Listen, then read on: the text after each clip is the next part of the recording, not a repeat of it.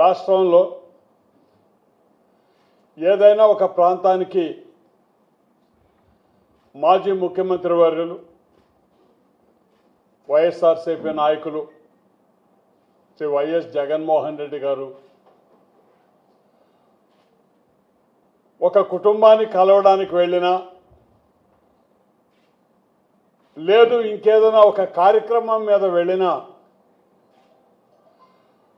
అశేషమైనటువంటి జనవాహిని ఎవరెవరైతే జగన్మోహన్ రెడ్డిని ప్రాణప్రదంగా అభిమానించారో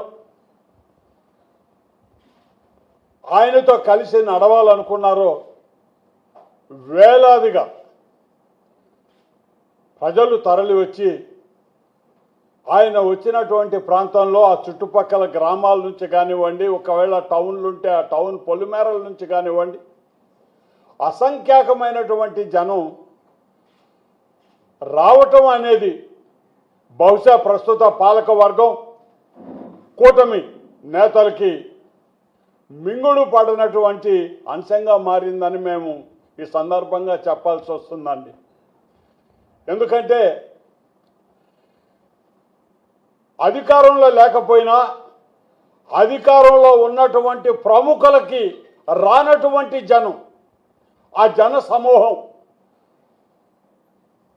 ప్రతిపక్ష హోదా కూడా ఇవ్వనటువంటి ఒక మామూలు పులివెందల శాసనసభ్యుడు వారి మాటల్లోనే, కూటమి నేతల మాటల్లోనే పులివెందుల శాసనసభ్యుడు ఆయన ప్రాంతం కాకుండా వేరే ఇతర ప్రాంతాలకి రాష్ట్రంలో వెళ్ళినప్పుడు బహుశా కడపలో కూడా రానంత జన సమూహం వేలాదిగా రోడ్లు పట్టనటువంటి సందర్భంలో బహుశా అది జీర్ణించుకోలేనటువంటి కూటమి నేతలు కావచ్చు, ప్రస్తుత పాలకవర్గం కావచ్చు, విపరీతమైన ఆంక్షలు పెడుతూ ఏదైనా కార్యక్రమంలో ఒకరిని విచారించడానికో లేదంటే ఒక కార్యక్రమాన్ని ప్రజల దృష్టికి తీసుకురావడానికో అతను ఏర్పాటు చేసినటువంటి కార్యక్రమాన్ని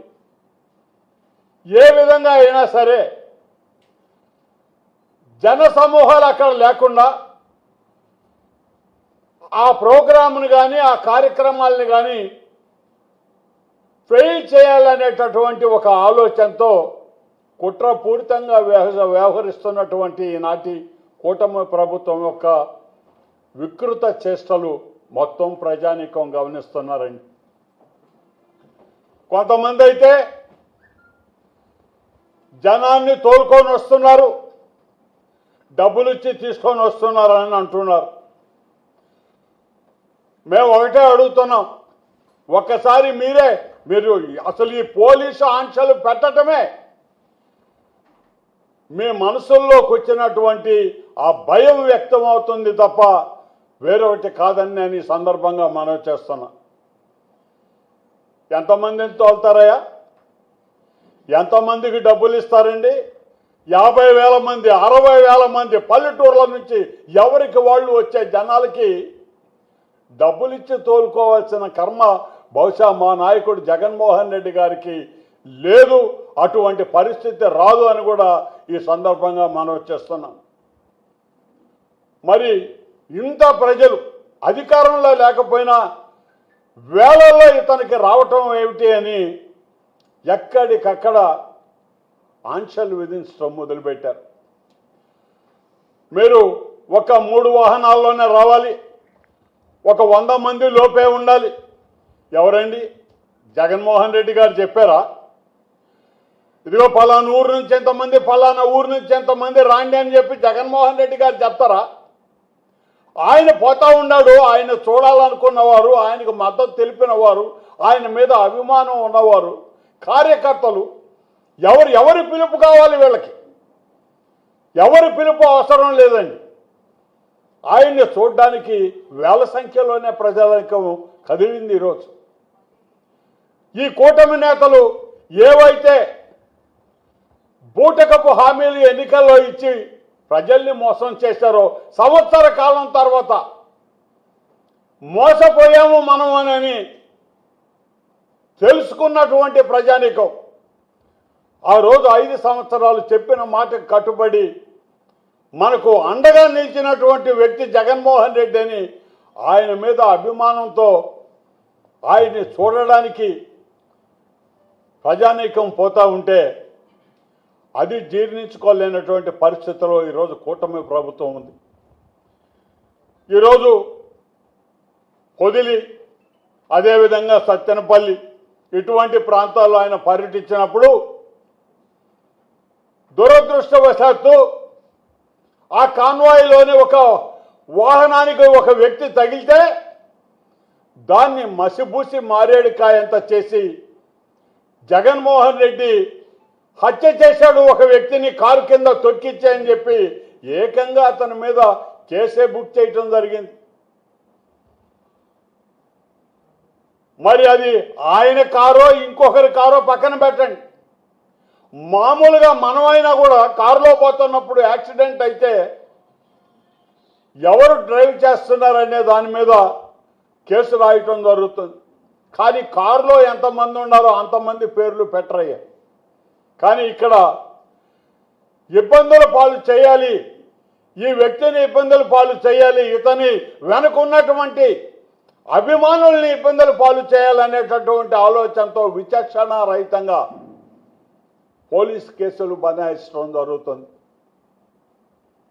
మరి ఈరోజు ఆ రోజే యాక్సిడెంట్ జరిగిన రోజే ఎస్పీ గారేమో కాన్వాయ్లోని ఒక కారు గుద్దిందే తప్ప జగన్మోహన్ రెడ్డి గారు వెళ్తున్నటువంటి వాహనం కాదని ఇచ్చారు.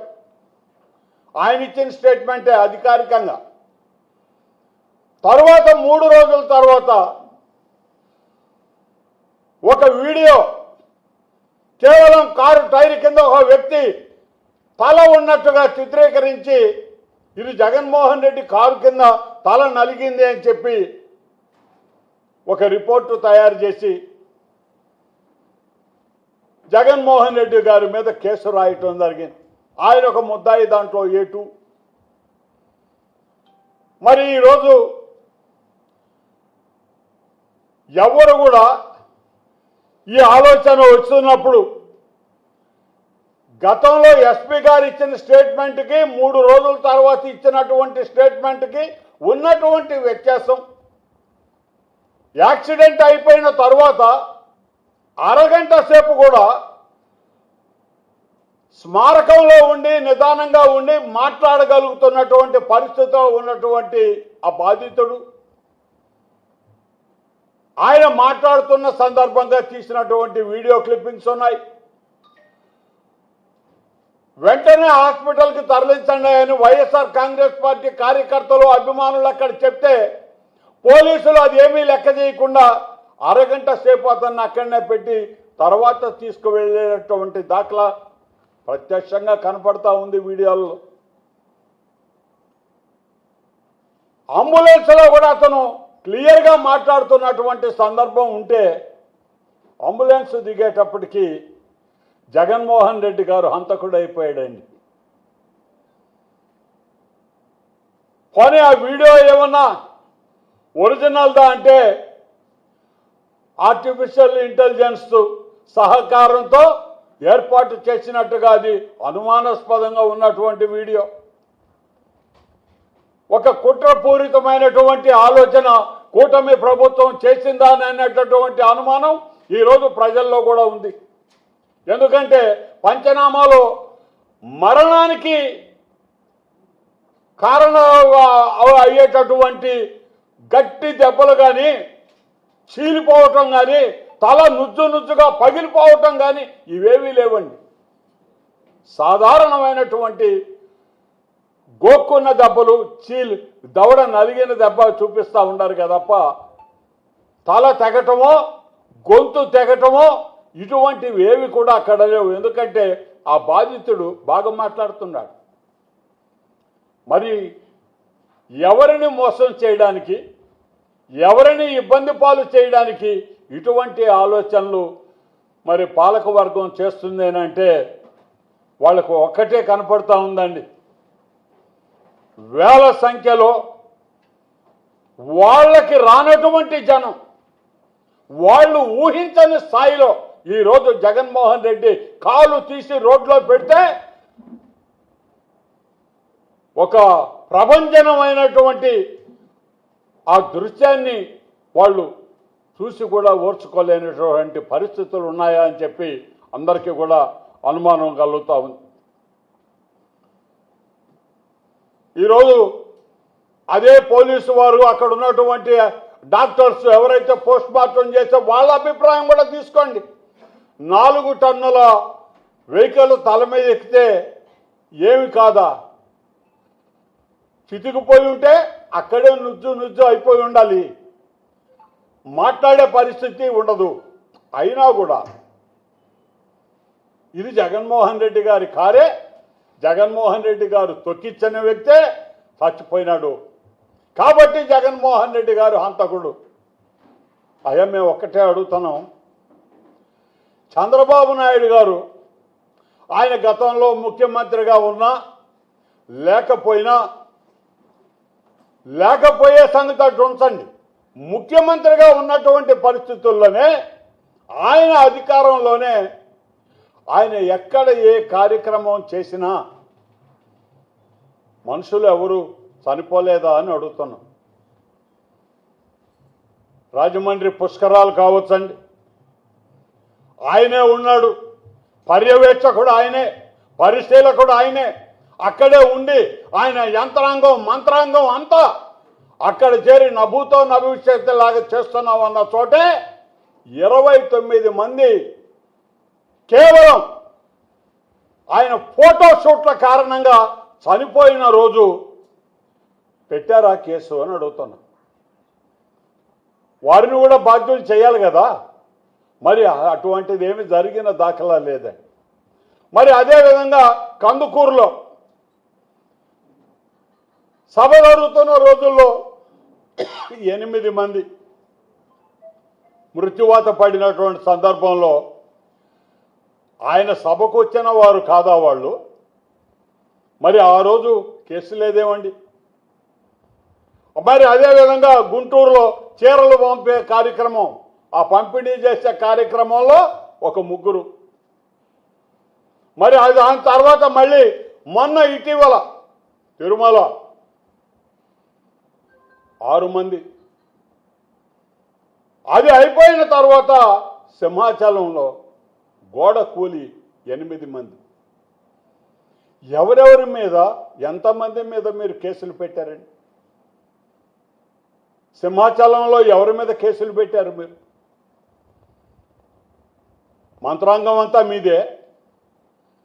వారం రోజుల నుంచి మొత్తం సింహాచల క్షేత్రానికి నేనే పరిశీలకురాలని, నేనే పర్యవేక్షకురాలన్న సాక్షాత్తు హోంమంత్రి గారు అక్కడే ఉన్నారు. మరి వారందరి మీద కేసులు వచ్చినాయా అని అడుగుతున్నా.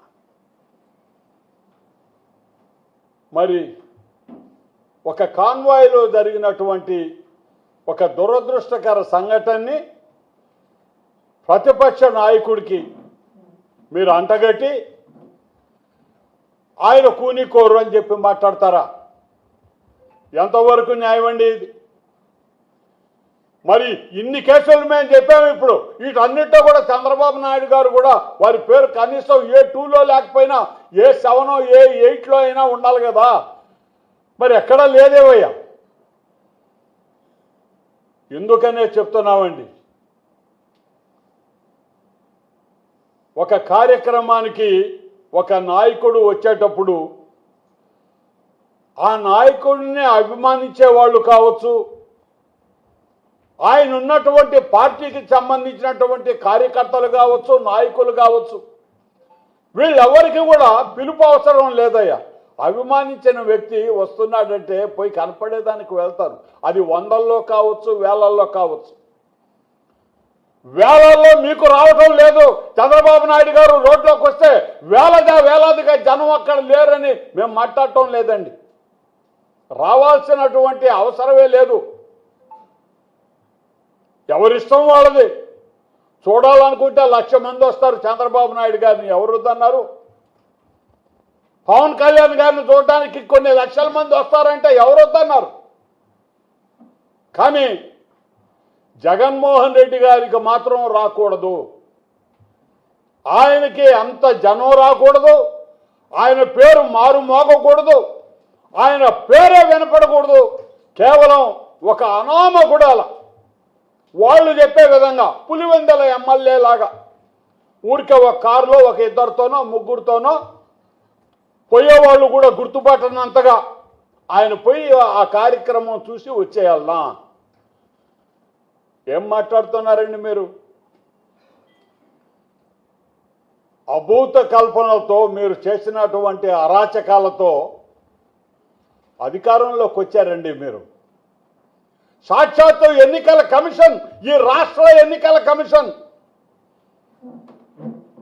ఎన్నికలు అయిపోయిన తర్వాత అధికారికంగా ఇదిగోనే మాకు ఈ రాష్ట్రంలో ఇన్ని లక్షల ఓట్లు పోలేనాయి అని ఒక ఫిగర్ ఇవ్వటం, తీరా కౌంటింగ్ అయ్యేటప్పటికి దానికంటే అదనంగా ఎక్కువ ఓట్లు రావటం ఎలా జరిగిందండి ఇది? మీరు ఇచ్చిన సంఖ్య ఏమిటి, ఇప్పుడు మీరు కనపరుస్తున్న సంఖ్య ఏంటి అంటే ఎలక్షన్ కమిషన్ వారి దగ్గర నుంచి సమాధానమే లేదు. మరి అదేవిధంగా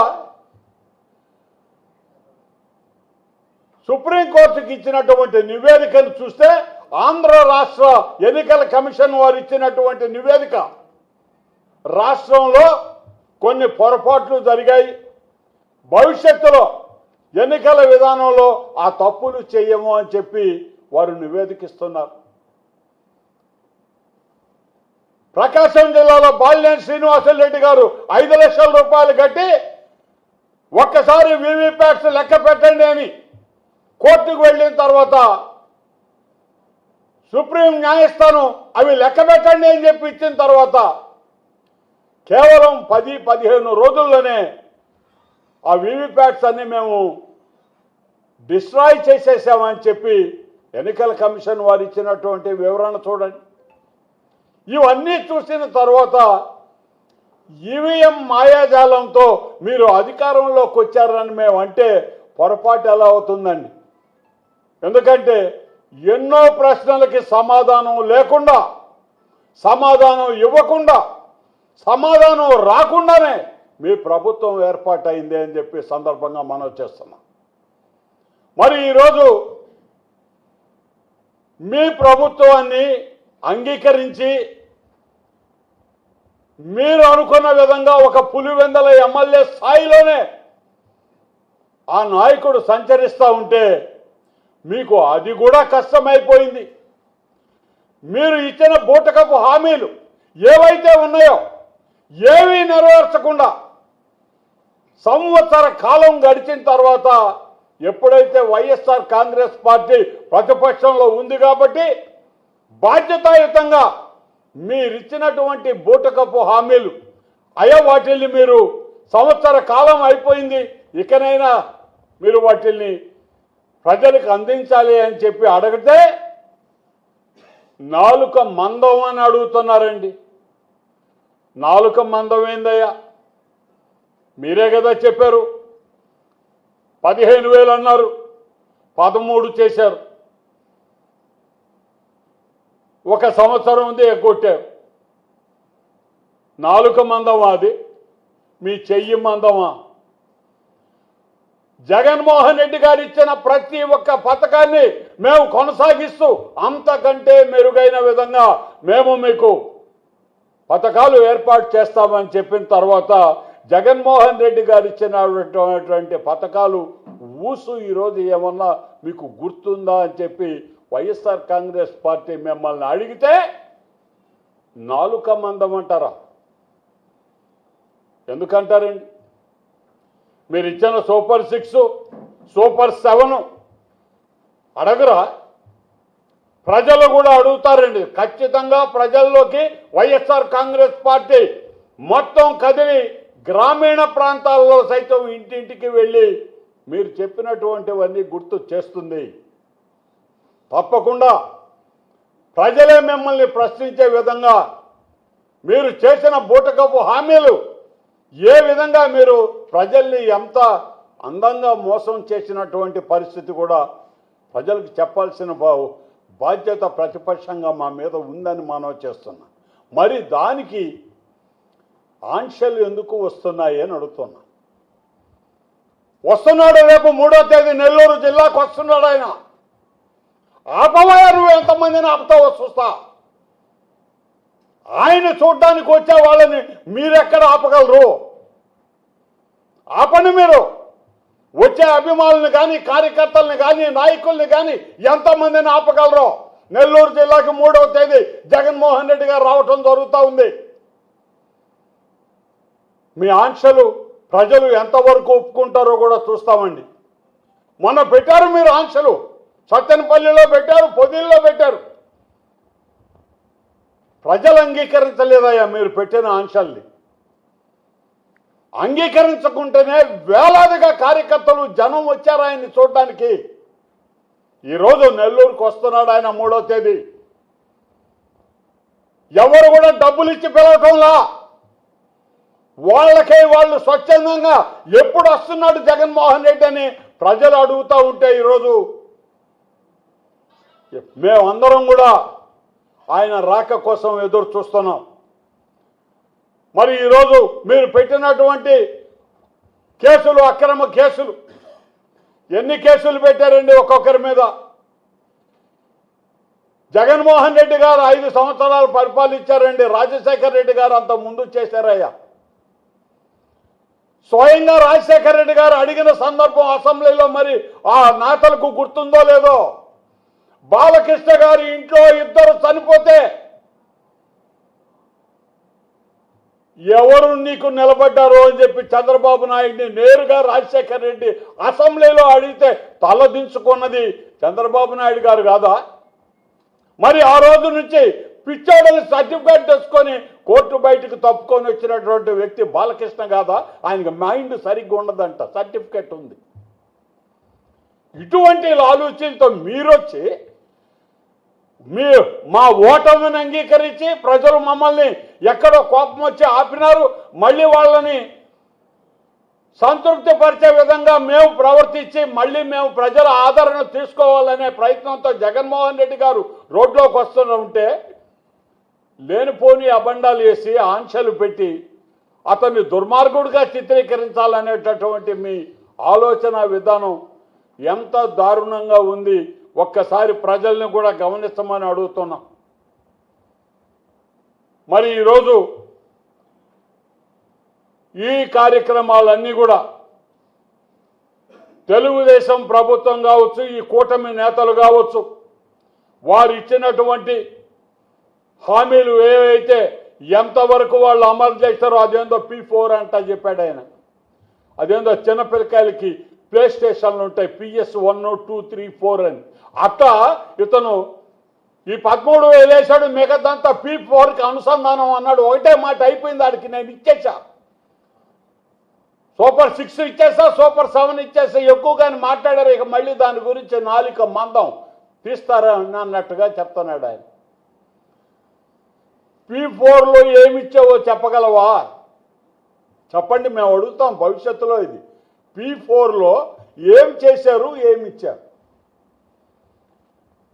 ఎవరిని దత్తు తీసుకున్నారు, P4లో ఎంతమందికి ఇచ్చారు, ఒక గ్రామంలో ఎంతమందికి P4 ద్వారా మీరు లబ్ధి చేకూరుస్తున్నారు, ఆ గణాంకాలు మీ దగ్గర ఉంటే దయచేసి చెప్పండి.